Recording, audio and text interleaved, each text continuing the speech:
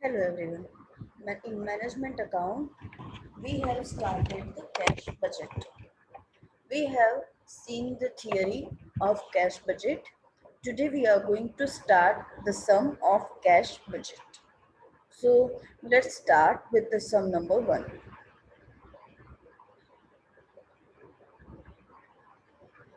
Sum number 1 says prepare a cash budget for the 3 months ended 30th September 2012 based on following information.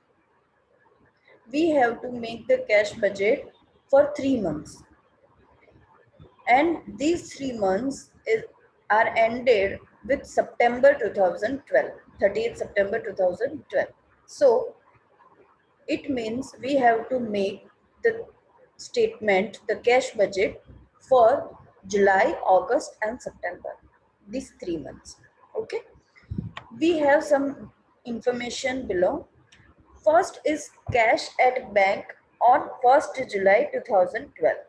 Means we are having opening balance, opening cash balance of July. Salaries and wages estimated monthly.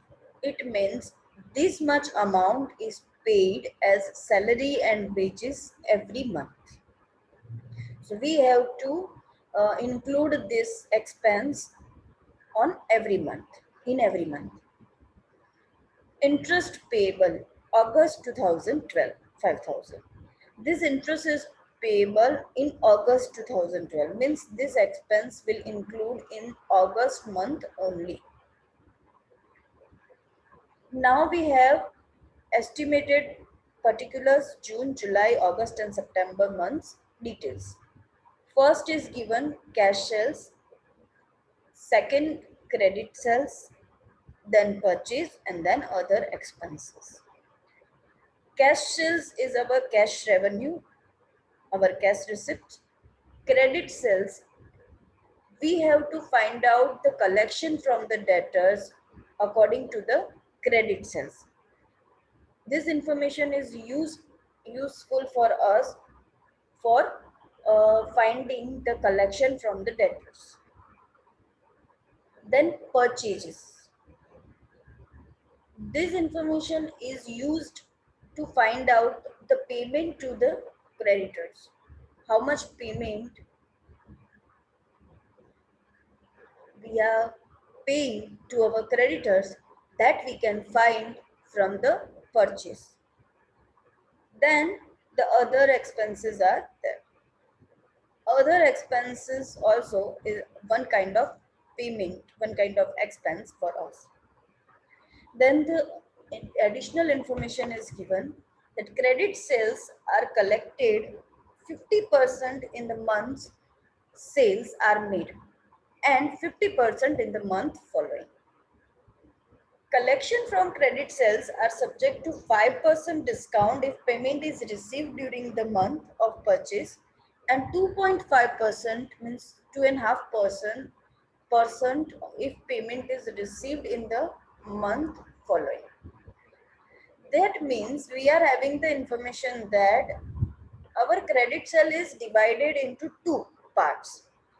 One is 150% part the creditors give the amount, the debtor give the amount in the same month, and the second 50% part our debtors gives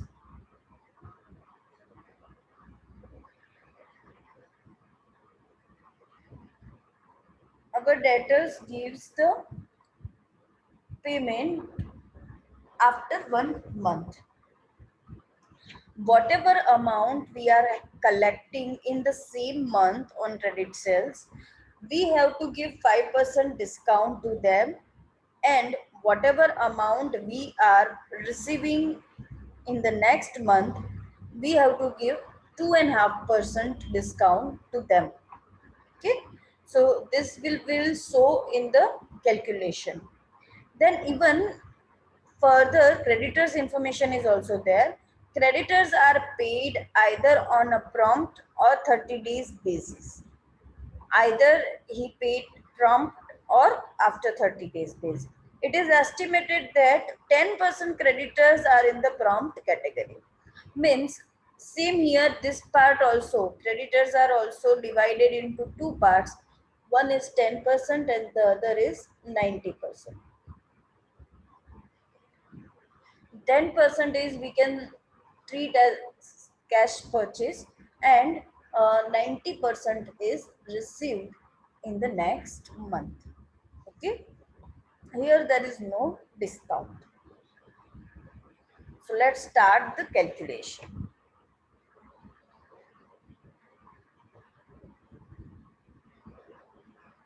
So first of all, we will start the calculation of debtors, collection from debtors, debtors collection. In July, we have to do the 50% sale of June also include. Why? Because 50% sale of June's payment will be recovered in July. So first we will add sales of June, that is 1 lakh rupees. So we will do 50% of 1 lakh rupees, that is 50,000, minus discount 2.5%. Why 2.5%? Because this payment is done after a month. So discount 2.5%, that is 1250, 1250. So if we minus 1250 from the 50,000, that is 48,750 rupees. Plus we have to add sales of July. So 50% of sales of July, that is 80,000 into 50%, that is 40,000. And we have to give 5% discount in the same month. So we will minus discount 5%, that is 2,000 rupees, because 5% of 40,000 is equal to 2,000. So if we minus 2,000 from 40,000, that is equal to 38,000. So we'll add 38,000 in the 48,750. So our collection in July month is 86,750 rupees. Now we'll start the June, August, July, then August. In August, first we will take sales of July, that is 80,000. So we'll do the 50% of 80,000 is equal to 40,000. And we will minus discount 2.5%, that is 1,000 rupees. 2.5% of 40,000 is equal to 1,000. So we will deduct 1,000 from 40,000 is equal to 39,000. We'll add sales of August, that is 1,40,000. So we'll do 50% of 1,40,000, that is 70,000, and we'll deduct 5% discount in from 70,000. So 5% of 70,000 is 3,500. So we'll minus 3,500 from the 70,000, that is equal to 66,500. So total will be 1,05,500. Be very careful that we are giving 5% discount in the same month and 2.5% discount in the next month. So don't mix it. Be careful that we don't mix it. Okay. Now July's collection is done, August collection is done. So now that it's done for September. So for September collections is equal to sales of August, that is 1,40,000 into 50% is equal to 70,000, minus discount 2.5%. So 2.5% of 70,000 is 1,750 rupees. So we'll minus 1,750 rupees from the 70,000 rupees. That is 68,250 rupees. Then we'll add sales of September, which is 1,20,000. So we'll do 50% of 1,20,000. That is 60,000. And we'll minus the 5% of 60,000, that is 3,000. 5% of 60,000 is equal to 3,000.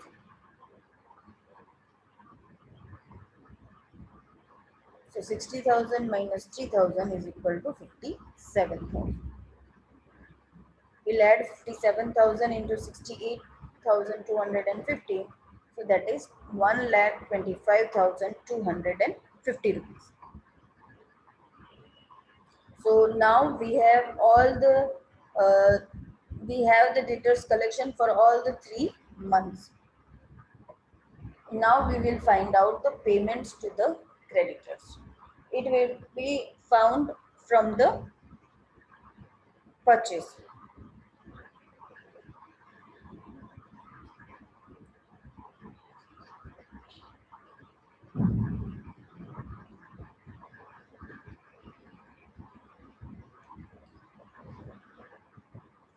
So first we will find out the payment to creditors for July month. That is purchase of June, because 10% creditors we have to pay prompt and 90% we have to pay after month.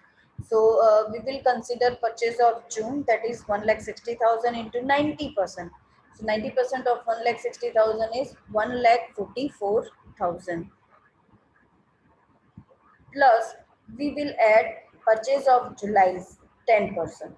So purchase of July is 1,70,000 and we'll add 10% into that, that is 70,000, 17,000.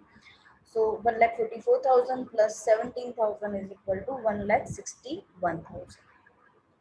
For August, we'll find purchase of July, that is 1,70,000 into 90%, so 1,53,000. And we will add purchase of August, that is 2,40,000. We will do 10% of 2,40,000, that is equal to 24,000. So we'll add 24,000 into 1,53,000 is equal to 1,77,000. So this is our payment for the August month. For the September, our purchase of August is 2,40,000. So we will do 90% of 2,40,000. That is equal to 2,16,000. And then we add purchase of September into that. That is 1,80,000 into 10%. So 18,000 we will add. So our total will be 2,34,000. Okay. So now we have the collection from the for the 3 months and we have the payment to creditors for the 3 months.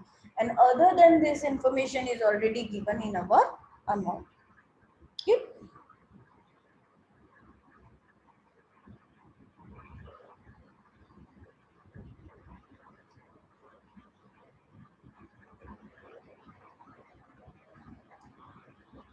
So let's make the cash budget. So cash budget for July to August, July, August and September 2012. Particulars July, August and September. First we will have to write down opening cash balance. Now be careful.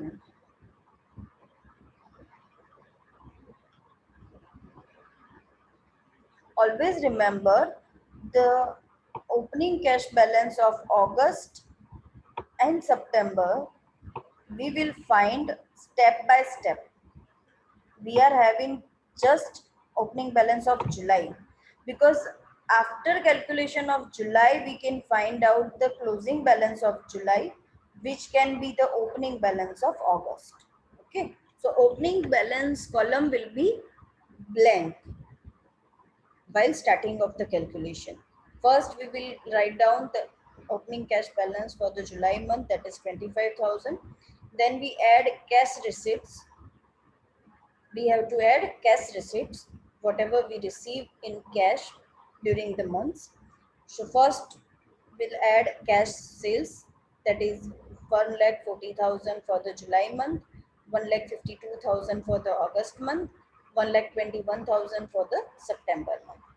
Collection from debtors we have already found, so that is 86,750 in July month, 1,05,500 in August month, and 1,25,250 for the September month.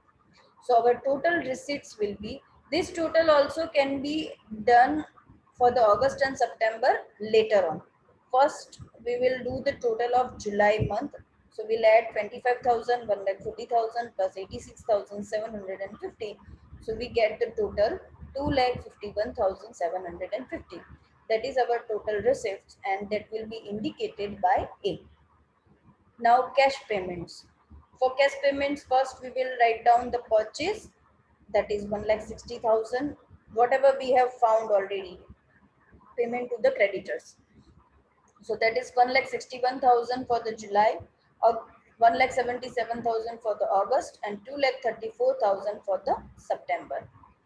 Salaries and wages are paid 10,000 every month, so we'll write down 10,000 in every month. Other expenses is also given, 20,000 for July, 22,000 for August, and 21,000 for September. Interest payable is given for the just August, so we'll write down 5,000 into the August column only. We'll dash in July and September. So the total payment will be, we can do the payment, total of payment side, that is 1,61,000 plus 10,000 plus 21,000, so is equal to 1,91,000. Here we can add 1,77,000, 10,000. Why we can do the total?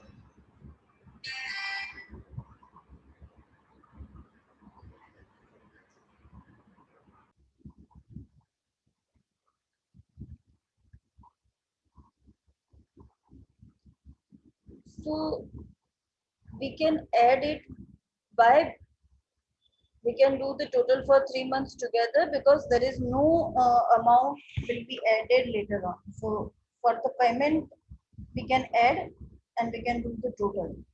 So we have done the total of July, we can do the total of August also same way, 1,77,000 plus 10,000 plus 22,000 plus 5,000. So that is 2,14,000. For September, 2,34,000 plus 10,000 plus 21,000. So that is 1,65,000. So now we have the total receipts, that is indicated by A, and we have the total payments, that is indicated by B. So we'll minus total payments from the total receipts, that is 2,51,750 minus 1,91,000. So we'll get cash closing cash balance is 60,750 rupees for the July month. So that closing balance will be opening balance for the August, that is 60,750 rupees. Now we will add and we'll do the total of total receipts. So we'll do 60,750 plus 1,52,000 plus 1,05,000 and 500. So our total will be 3,18,250. So we'll minus 3,18,250 minus 2,14,000. So we'll get 1,04,250 rupees as closing balance of August. So that closing balance will become opening balance for our September month. So 1,04,250. We have to add 1,21,000 into 1,04,250, and then we have to add 1,25,250. So our total will be 3,50,500. We'll minus 1,65,000 of our total payment from the total receipts, 3,50,500. So we get the closing balance of September, that is 85,500. So basically this way we have to make cash budget. This is a very basic sum, so we can make it very easily, but later on there will be some changes will come. There is no changes in making the cash budget, but we can have more calculations to find out our receipts and our payments as well. So this is the basic sum. You can start practicing with this basic sum, and if you find any difficulty, you can ask me.